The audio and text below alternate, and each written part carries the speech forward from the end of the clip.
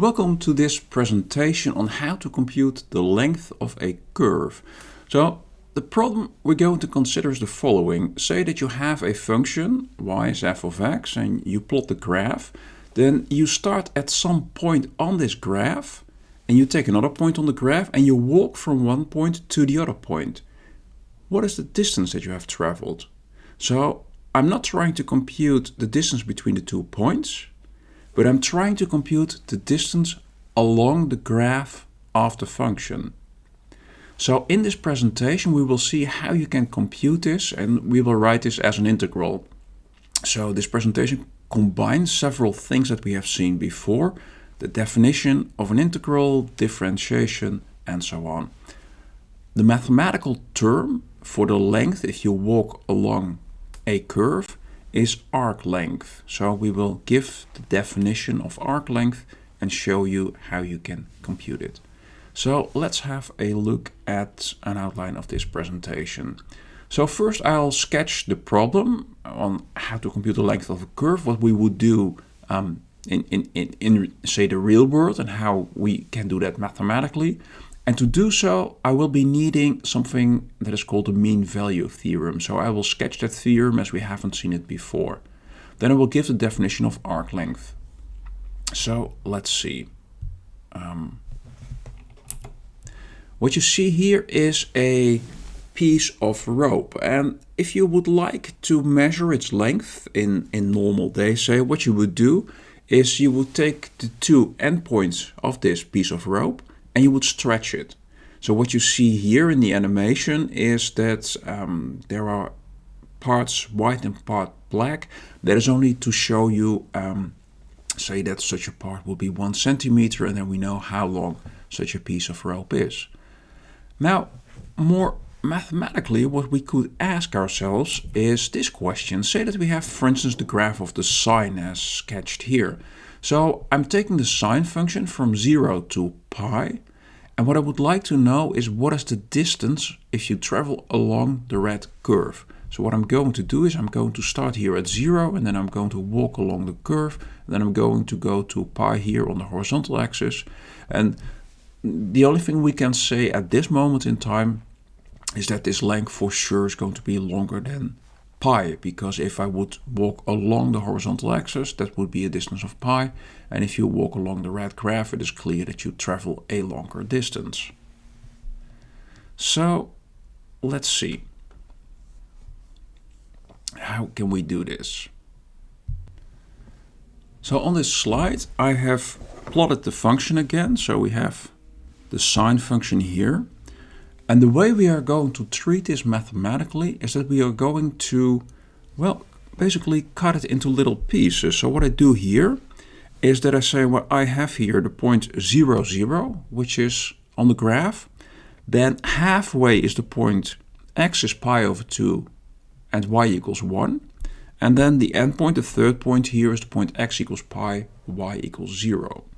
And I can draw two line segments in between. So the black straight lines here are line segments. And now if I take the length of such a line segment, which I know, and I add these two lengths together, then I have a rough approximation of the length of the red curve.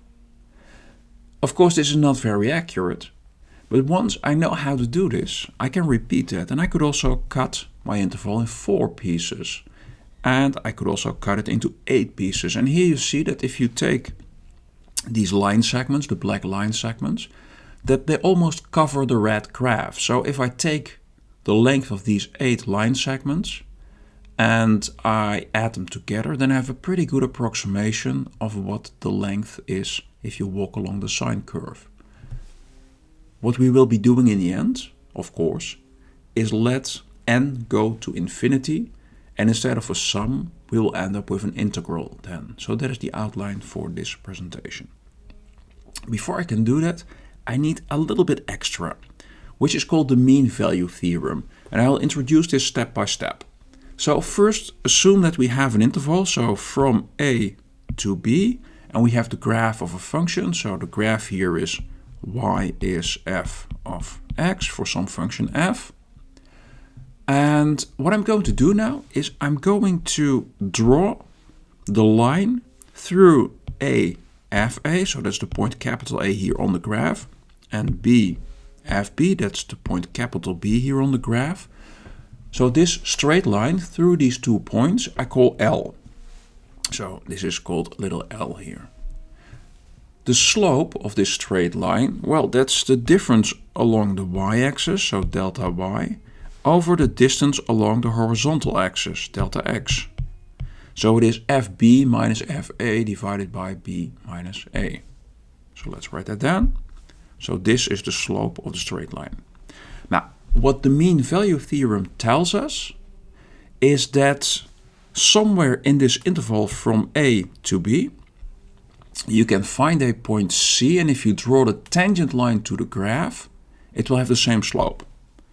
So there is a C in the interval AB, and here is C, such that if you draw the tangent line to the graph, that's drawn here, then it's parallel to the tangent line, to the line through capital A and capital B. It's parallel to little l.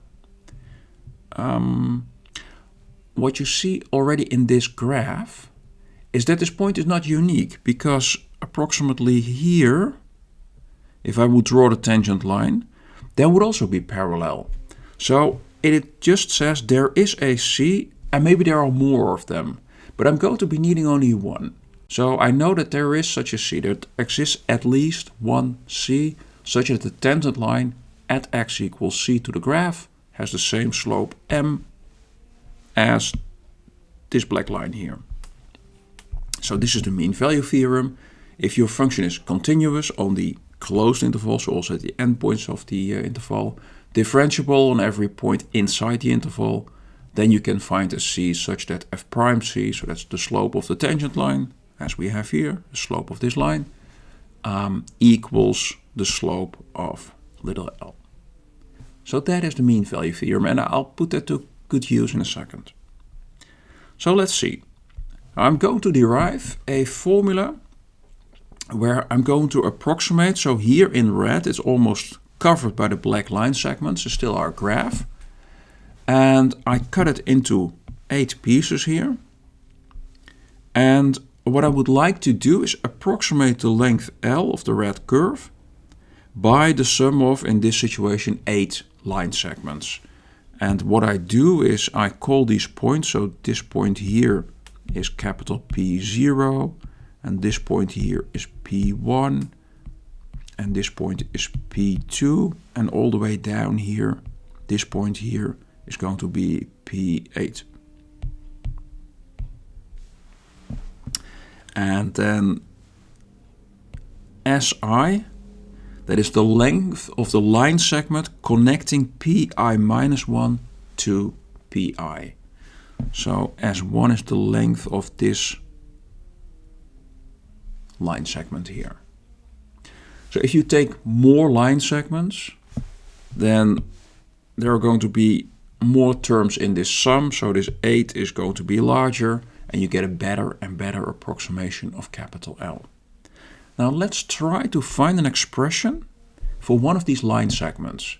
Now, as you can see from the graph, if I take a line segment, say S2 here, that connects P1 and P2, so the length is the distance between P1 and P2. In general, the distance between Pi minus 1 and Pi.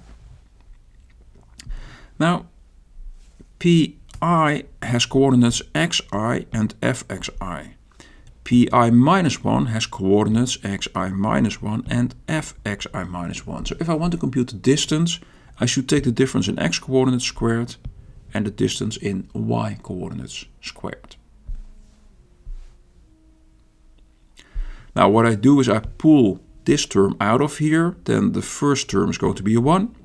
And in this second term, if I pull it out in the numerator, I also have to write it in the denominator. The reason I do so is that this here looks a lot like what we have seen for the mean value theorem. So if you consider one interval from xi minus 1 to xi, then this plays precisely the role as capital A and capital B in the mean value theorem. And I can find a ci that's in between xi minus 1 and xi, such that what it says here, this is basically a slope of a straight line, can be approximated with f prime ci, where ci is in between xi minus 1 and xi. So that's going to be my goal here. So I can pull this out of the square root, and I know that this is a positive number because xi is to the right of xi minus 1. And then I use the mean value theorem and I replace this slope here basically with f prime ci. And now we're already quite a long way. If you think back, when we started talking about integration, we were talking about Riemann sums, and we were talking about sums where we had ci's in intervals. So what I'm going to do more in general is, if you have a function that is continuous on the closed interval, differentiable on the open interval from a to b, I'm going to divide the interval into n subintervals. So here I've plotted n equals 5. Then each of the intervals has length, well, the total interval length divided by n. And the endpoints I label xi. So that means that here to the left, this is x0, its neighbor is x1, the next one is x2, all the way till I get to b, and b equals xn. I've already plotted in the graph these line segments here. And for these line segments, we have found an expression for its length. So I can approximate the total length, the length going along the red curve here, with ln, and ln is then the sum of what we found on the previous slide for the length of such a line segment. And now if you let n go to infinity, or you make n bigger and bigger, the approximation gets better. And this leads to the definition of the length, and as I said, this is called in mathematics arc length. So the arc length L, capital L of y is fx on AB. So that is the distance that you travel if you walk along the graph from A to B, is the limit of n going to infinity of ln. And since this is a Riemann sum, I can write that as an integral. So what we get is the integral from A to B, square root 1 plus f prime x squared dx. Now, if you think a little bit longer about that, you already have studied integration, and you know that finding an antiderivative can be quite a bit of work, especially when you have ugly functions to integrate. If you have to integrate a polynomial, that's fine. But here you get a square root. Square roots are not so much fun. And then under the square root is 1 plus f prime x squared. So you can imagine that only for very special f's and f primes, you can actually compute this using pen and paper, and otherwise you would have to use numerical methods to approximate the integral. Now, what may come as a surprise is that the length of a hanging cable, as we have seen in a previous video, if you have a cable, say your bicycle lock, and you hold that at two endpoints, then the shape that it assumes is going to be the catenary, which is the graph of the cosine hyperbolic function. And as it happens, for that graph, so for the cosine hyperbolic, we can compute this using pen and paper. So let's see. So here we have a cable hanging between two poles that are 6 meters apart. And the question is, what is the length of the cable? So if I make a graph, on the horizontal axis we go from -3 to +3. And since it's a hanging cable, we know that the graph is a cosine hyperbolic function. So the shape is 3 times cosine hyperbolic x over 3. And x is ranging in between -3 and +3. The length, we have just studied that, is the arc length, is apparently capital L, is the integral from -3 to +3 of the square root 1 plus f prime x squared dx. So you can imagine some miracles need to happen will I be able to integrate that? So let's have a look. Let's have a look at the miracles that we need here. So this is just a repetition from the previous slide, but I've used the definition of the cosine hyperbolic function. So the cosine hyperbolic is, well, exponential of x over 3 plus the exponential of minus x over 3 over 2. The 2 is in front of the brackets here. Then I need to differentiate this thing. Well, differentiating an exponential, that's not so difficult. So what we get is this. F prime x is the 3 is compensated by this one. So let me write that out. If you differentiate what it says here, you get 3 over 2 exponential x over 3, and with the chain rule you get a 1/3 plus exponential minus x over 3, and with the chain rule we get a minus 1/3. So I can pull out the 1/3, which is eaten by the 3 there, and we get a half e to the power x over 3 minus e to the power minus x over 3. Like this.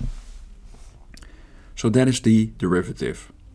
Now, what I need to integrate here is the square root of 1 plus f prime squared. So let me first look a little bit at this 1 plus f prime squared. So what I'm going to do now is try and simplify that a little bit, see what we get. So I'm going to consider whatever is below the square root sign first. So we have 1 plus f prime x squared, which is 1 plus, and then we get 1 over 4 e to the power x over 3 minus e to the power minus x over 3. Let me write it out. Squared, but I'm going to write it one more time. Because as I said, some magic is going to happen here. And I want you to see this trick, because once you have seen it, you're probably not going to forget it. So we get 1 plus 1 over 4.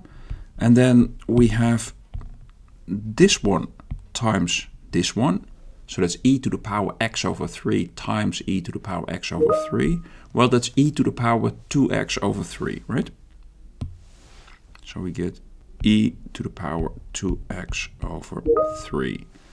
Now, what is interesting, if I multiply this one with this one, I have e to some power times e to the power minus that same power, which means that I get e to the power 0, and e to the power 0 equals 1. So that's going to give me a minus 1. Same here, I have this thing times this thing, and if you multiply these two, you get e to the power 0. So I find another minus 1. And then finally, I have this thing times this thing, which gives a plus e to the power minus 2x over 3. Plus e to the power minus 2x over 3. Okay. Now, let's see what we have here. So I'm going to find 1 plus 1 over 4 e to the power 2x over 3. This is minus 2 times 1 over 4 is going to give me minus 1/2. And I have another plus 1 over 4 e to the power minus 2x over 3. So that is 1 over 4 e to the power 2x over 3. I have plus 1 minus 1/2, so I get plus 1/2. E to the power minus 2x. Oh, sorry, I'm running a bit too fast. Let me wipe that. So plus 1 over 4 e to the power minus 2x over 3. And the small miracle that's now going to happen is that I can combine these again. So let me write it on the next slide. So I'm going to add some slides here. So what I just ended up with, let me copy that expression, is 1 over 4 e to the power 2x over 3 plus 1/2 plus 1 over 4 e to the power minus 2x over 3. I can write it as 1 over 4 times e to the power 2x over 3 plus 2 plus e to the power minus 2x over 3. And now the trick is that you see that I can write this as e to the power 2x over 3 plus e to the power minus 2x over 3 squared.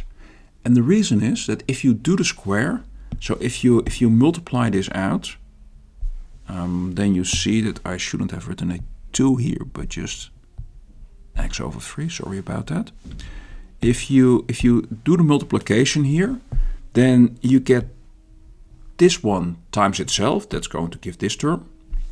We get the double product, so this one times this one, which is e to the power 0, which is 1, and then twice for multiplying this one with this one, and then the other way around, so that's the plus 2. And then if I square this one, I find what it says here. So apparently, we can write 1 plus f prime squared, so this was 1 plus f prime x squared, like this, which means that what I needed to integrate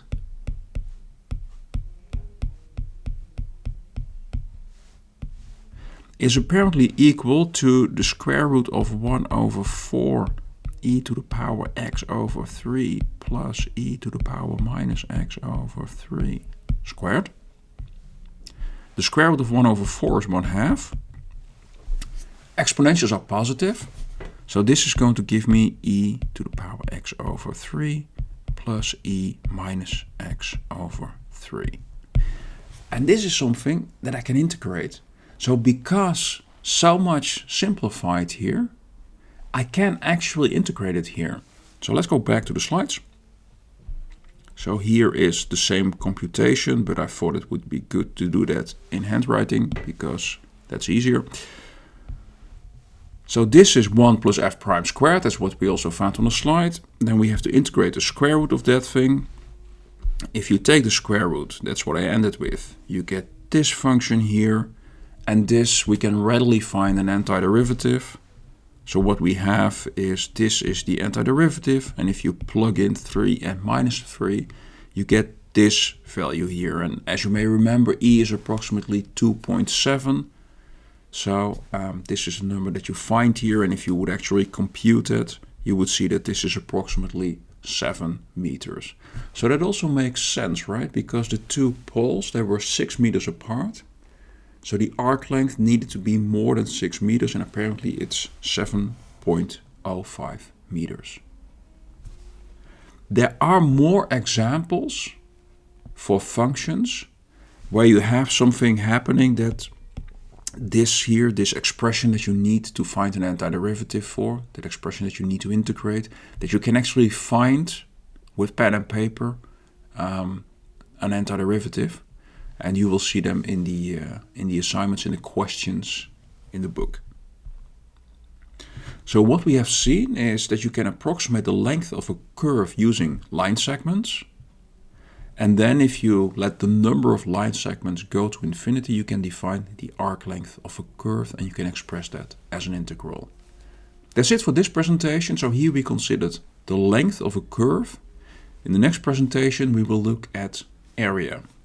So area we can also write as an integral, but that is for the next presentation. I hope to see you there.